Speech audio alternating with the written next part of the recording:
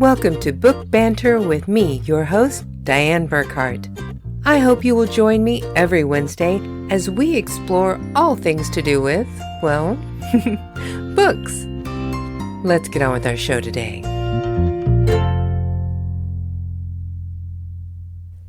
Hello, my happy people. Today is November 23rd, 2022, and we are actually on our way right now to the UK. We're at the airport.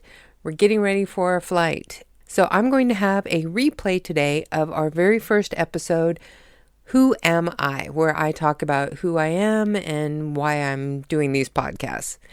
But I hope you are all having a wonderful Wednesday today and a great week. I just wanted to share real quick. Whenever we decided that we were going to go and actually be a part of the She Inspires Awards ceremony in the UK, I started picking out, okay, what do I want to wear? What do I need to take with me? And I pulled out my favorite evening gown that I have. It's just a very simple brown dress, but I love it. It's comfortable. I think it's beautiful. I think it goes well with my coloring. And my husband confessed that he really hates that dress. So we decided, let's look for a new dress. This little decision caused such a cascade of problems that it's just been an incredibly stressful few weeks. Let's see. We decided that we were going to look for a new dress, and we went out in town and went to a couple places. Most places did not have evening gowns in my size. I'm a big girl. I admit it. I've always been a big girl. I'm like 5'10". I have very broad shoulders. I'm built like a football player. I just really am. I am not your petite, feminine kind of woman that most things like evening gowns are made for. So in most places, we couldn't find my size in the evening gowns. The few places we did find that had my size, they were either really ugly, I mean, things that I would not want photos of me in, or they were outrageously priced. I mean, most of them were more than what I paid for my wedding dress. It was crazy. So then we went online and we started looking around. We did find one place that had some very nice things in my size. It was dresses that were appropriate for the evening for a woman my age and things that I would want to be photographed in. And we found a very beautiful dress. It would get here on time. That was another thing with a lot of the dresses that we found online, was actually getting it delivered on time. And this dress came. It is perfect. It is beautiful. It fits. It's comfortable. I'm very happy with it. But then I tried on the shoes that I had planned to wear with this dress, and they kept getting caught in the material. It was actually starting to pull threads out of the dress. So I knew I wouldn't be able to wear those shoes. So then we had to find new shoes for this dress. Well, again, most places in town do not carry my size. I am a tall woman, so I have, bigger feet. We tried finding shoes in town. Didn't find anything. Went online. Most of them would not get here until after the event. I did find one pair of simple pumps that will work for the evening and ordered them. They got here in time. They fit perfect. They look decent. They're not as fancy as I was hoping for, but they look decent with the dress. And it is an evening gown. It goes straight to the floor, so people are not really going to be looking at my shoes all that much. So then I thought, okay, well, I want to pull out my cute little silver clutch that I want to carry for the evening. So I can just carry, like my room key, maybe some lip gloss, carry a mirror to make sure I don't have eye makeup running down my face or lipstick on my teeth before the photos, that kind of thing. Some business cards. And when I pulled the purse out of storage, it literally fell apart. I mean, I've used this thing several times, but it's been in storage for about a year. And all of the glue in this thing just gave out.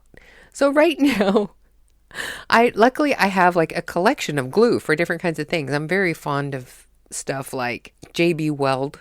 I have a lot of that around here for different types of materials. So I was prepared to fix this. But right now, my evening clutch is re-glued with like 5 clamps on it, hanging on the door, letting the glue dry. We'll see if it's going to work or if we have a quick shopping trip this weekend to find a new purse to go with this. So all of this happened because my husband didn't like my brown dress, wanted me to have something in a brighter color. So we found a very beautiful red dress. I love it. I cannot be more thankful for finding this dress. It's fantastic. But then we had to find shoes. Now my purse is questionable.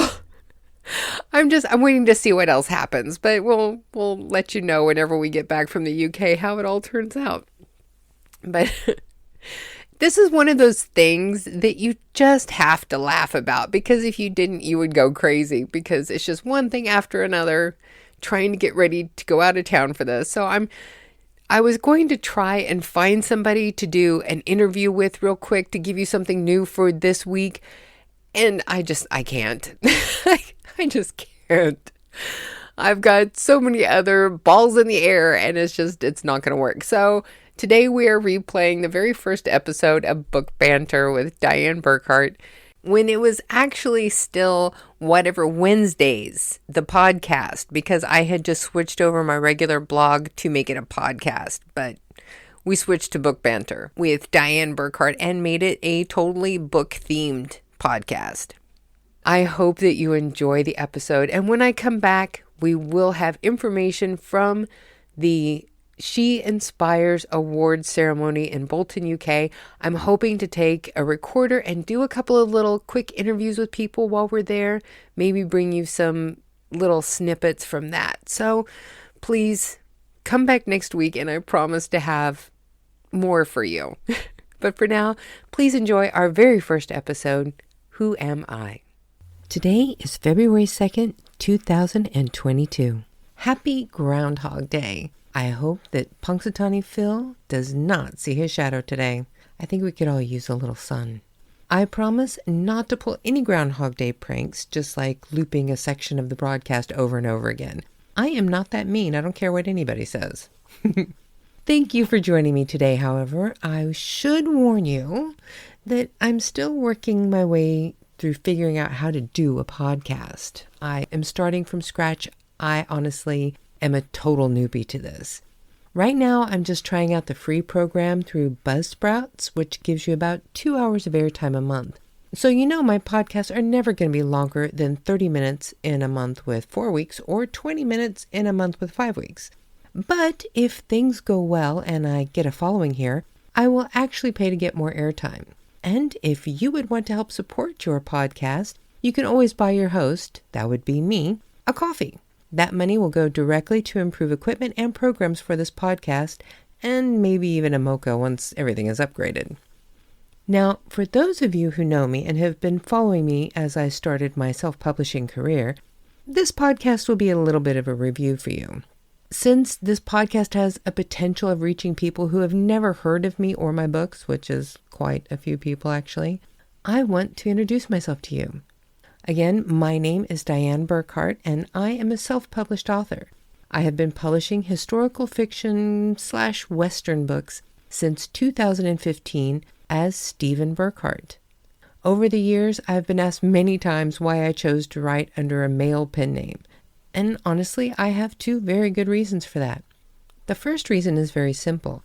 I did some market research before I published my first book. I found that books that are just straight historical fiction westerns tended to sell better if they were thought to be written by men. But if it was a romance western, it sold better being written by a woman. Seeing as how my books are in no way romantic at all, I decided a male pen name might be a good idea. And then I have my second reason. I really was not sure how well I was going to be able to write these books. You see, in 2002, I had an accident at work, which caused me to need 7 surgeries in 6 months. 6 of those were brain surgeries. After the 5th brain surgery, I got an antibiotic-resistant MRSA staph infection in my head and actually died at one point. I was not expected to live, but obviously they were wrong. But I did suffer a lot of brain damage. In fact, my doctors told me I would always be in debilitating pain and would never be able to work again. I did not like that answer. So I got rid of those doctors and just worked with my family doctor to find my own answers for my health. I had lost a lot of my language skills with the brain trauma, and for someone who had studied to be a journalist, this was difficult to deal with. I had only just graduated with my degree in journalism a few years before this and was trying to get my career settled when all of this happened. So this was a devastating setback. I spent years recovering. The first 5 years after the last surgery was basically just spent surviving. I was in and out of the ER up to 3 times a month, being admitted to the hospital about once every 3 months. It was a long process. The next 5 years, I started to see a lot of improvements. I went back to work, even managed to go to work full time, and eventually I met and married the man of my dreams. We got married at the Old Cowtown Museum in Wichita, Kansas, where I was walked down the aisle by my father, and my mother performed the ceremony. It was just a few months after the wedding that my husband moved me to Denmark. I tried finding a job locally, but seeing as how I did not speak Danish, I was having a bit of trouble finding a job. Now, most of the people in our small Danish town could speak English very well, and really, honestly, most of the people I met as we traveled around Denmark all spoke English very well. But for the jobs I was qualified for, I needed Danish as well. Since I was not having any luck finding a job locally, I decided to look online for remote work. I started doing online social media marketing for an independent film company in California, which had a bizarre fixation with Dostoevsky movies. After that, I took on a few ghostwriting projects. Since I had been a health reporter for a while, I took a contract to write a booklet about essential oils and their use. That was received very well, so I decided to take on another contract. This time, I was asked to write a Western novella titled Western, in the Company of Thieves, and this is where some of my characters were born. I have never tried to write a Western before, and to be honest, I was a little worried about how well it would be received. But the story was just so much fun to write, and to my surprise, the book was well received. The only complaints coming seemed to be that people wanted it to be longer. How great is that? Now, I really liked the idea of writing a Western because my granny, who I love very much, had always loved reading Westerns. I used to take her bags of books and she would read them all in a very short time. So when I decided to try writing a book for myself, I chose to write another Western for her. Now, sadly, my granny passed away at the age of 99 and a half before I was able to finish the book and self-publish it. I have dedicated my Into the West saga serial books to her for her influence in my life and on these books. Now, even though I've recovered from the brain damage quite well, I still have a host of neurological problems to have to work around. I still have the neurological conditions that caused me to need the surgeries in the first place. I have a Chiari malformation type 2, which basically just means my cerebral tonsils, which are part of the brain, are actually in my spinal column, not in my skull where they should be. I have a syrinx, which is a cyst, like a pocket of fluid inside my spinal cord. And the surgeries, which were meant to help alleviate the symptoms from those first two conditions, ended up giving me hydrocephalus, which I had to have a VP shunt, which is just a little machine in my head, implanted in my skull to help compensate for the hydrocephalus.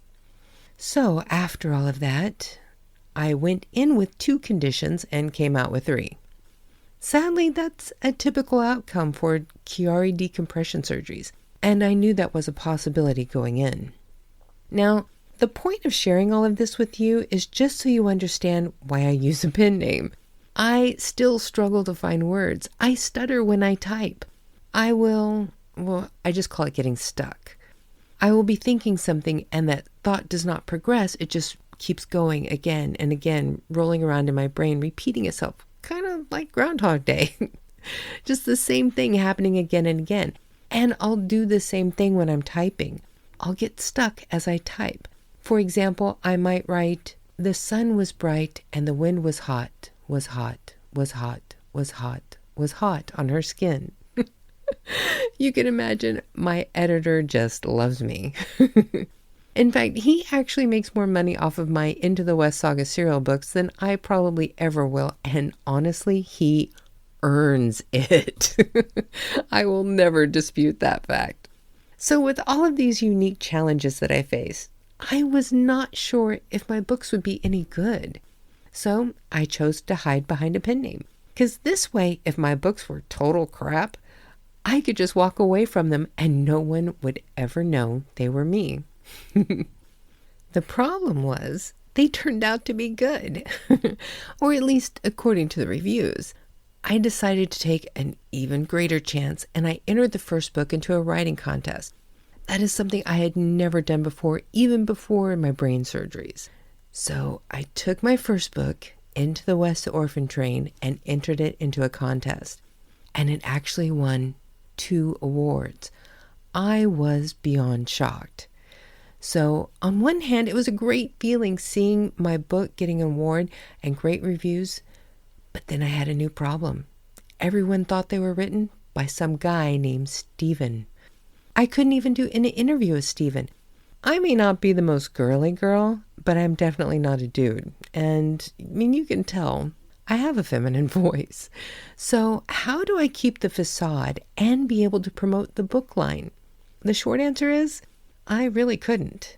If I wanted to do interviews and publicize the books, I had to come out as the actual writer.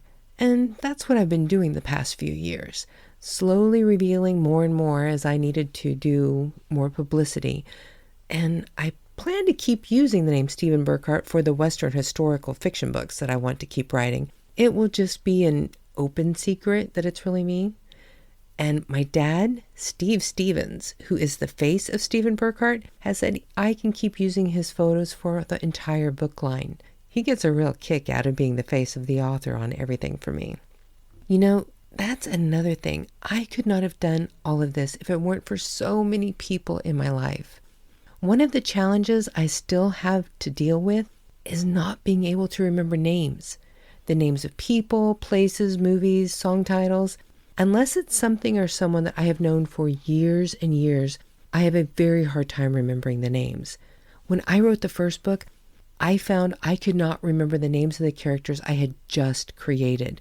I was constantly looking up the names in my notes. I even kept switching Connor, Conner, and Connor, Connor. One was the way I spelled the character's name, one was not. I still look that up from time to time, and I'm 6 books into the series. To overcome this, I had a nice idea. I started contacting my friends that I've known for more than 20 years, and I asked them if I could use their names for characters. Now, I wasn't basing the characters on them. I just wanted to use their names. To my surprise, everyone I asked agreed. And thankfully, they agreed to do it for free, since I'm still operating at a financial loss here. The agreement is, if I ever get a movie deal for the book serial, I will throw them a fantastic party. I hope to throw them a decent party anyway the next time that we're all together, just for the fun of it. Now, my mom has been a beta reader for the entire book line since the very first book. She has been a great help to me. And most recently, my sister has agreed to start being a beta reader too. But I think the person that needs the most gratitude is my husband, Pedro, whom I often refer to as just PR or my better half in the blogs.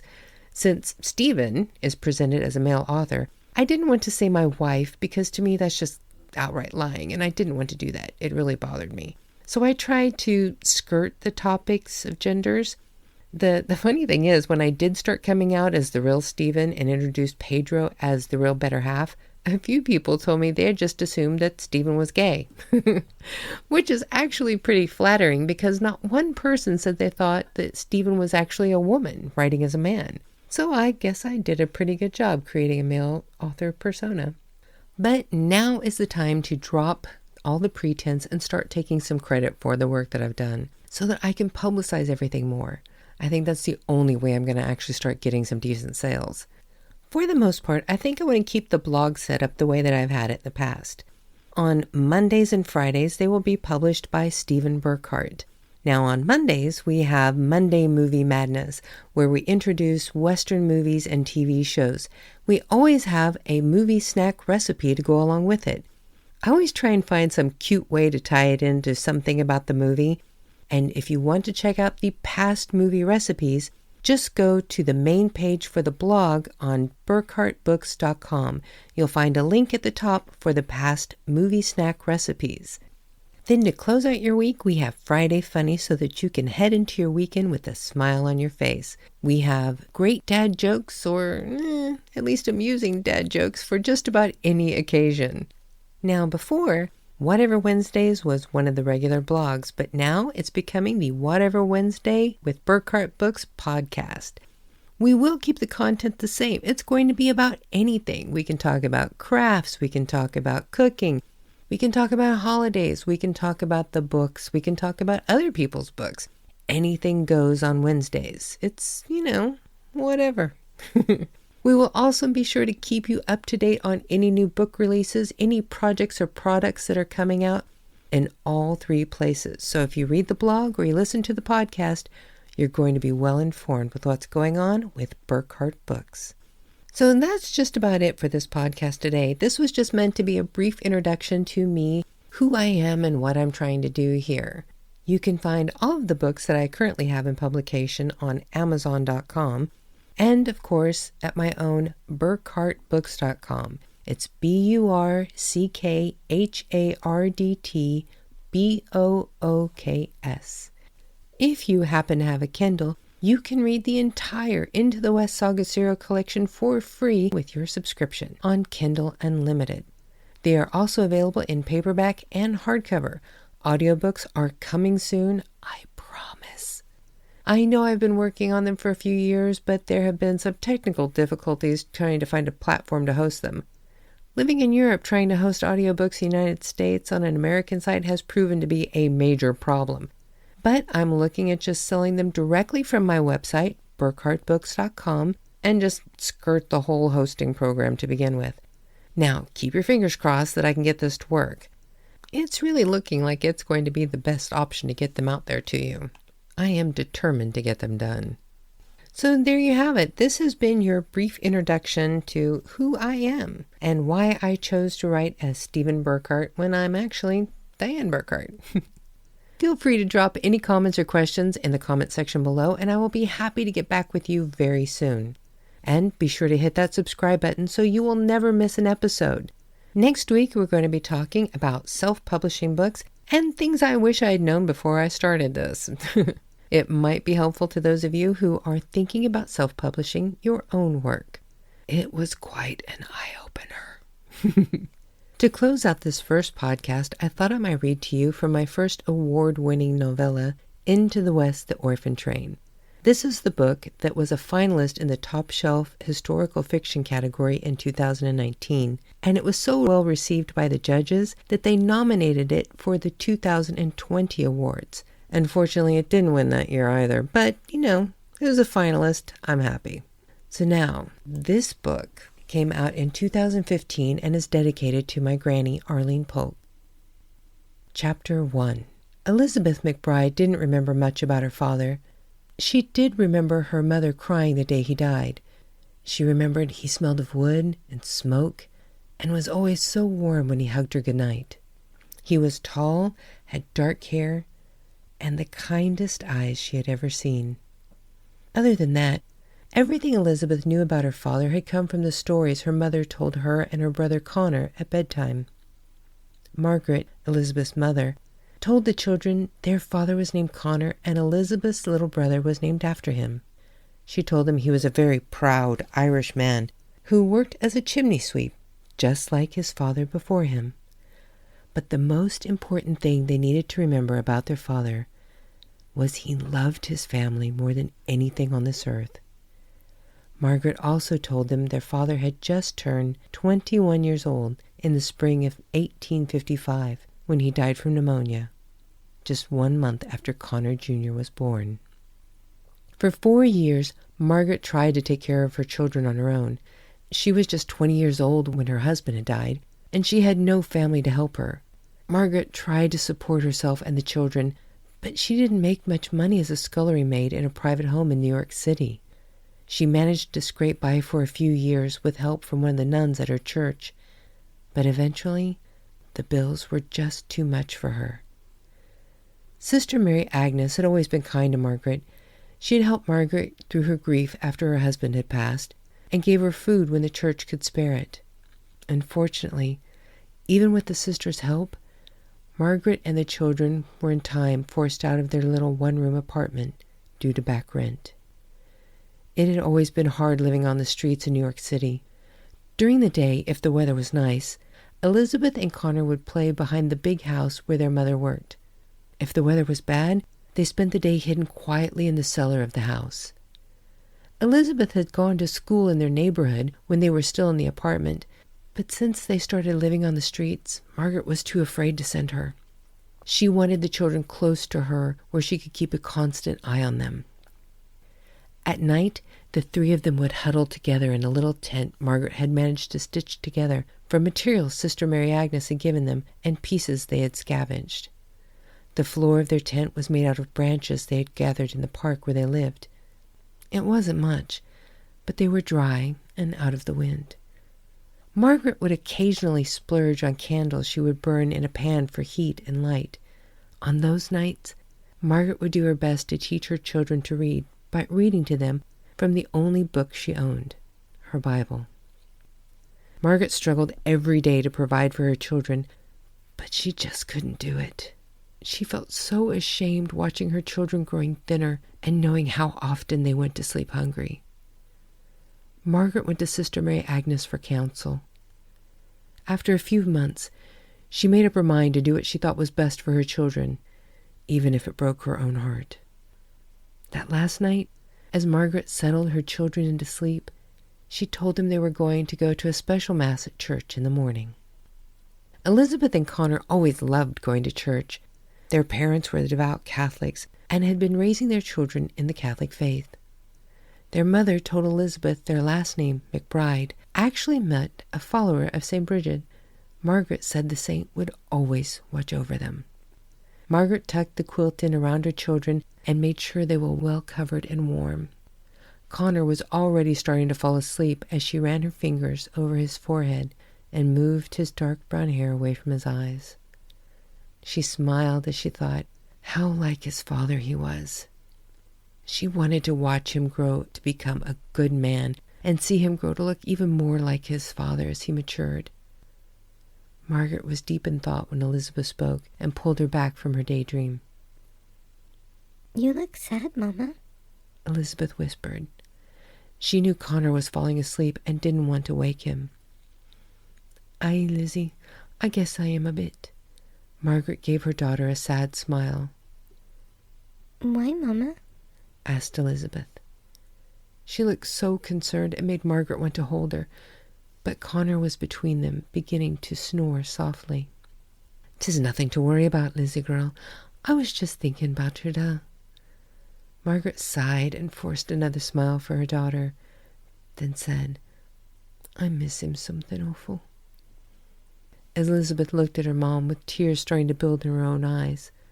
"I miss him too, Mama," she said. Margaret reached over Connor to wipe a tear off of her daughter's cheek as she spoke. "I know, me darling, and he knows we miss him too. Be sure he's looking down on us right now, smiling that cheeky grin of his." Margaret smiled at her daughter as she added, "I love you, Lizzie girl." Elizabeth smiled at her mother as she said she loved her too. Closing her eyes, she listened to her mother say her evening prayer to St. Bridget. She said this every night before going to sleep. The last thing she remembered hearing her mother say was, "Amen." So there you have it. That is the first part of Into the West, the Orphan Train. Be sure to check back with our next episode, and I will give you another little bit of this story. I hope you have a wonderful Wednesday, people. Go forth and do great things. Or, whatever. Be sure to come back next Wednesday for the next episode of Whatever Wednesdays with Burkhart Books with me, your host, Dianne Burkhart. Thanks for joining me.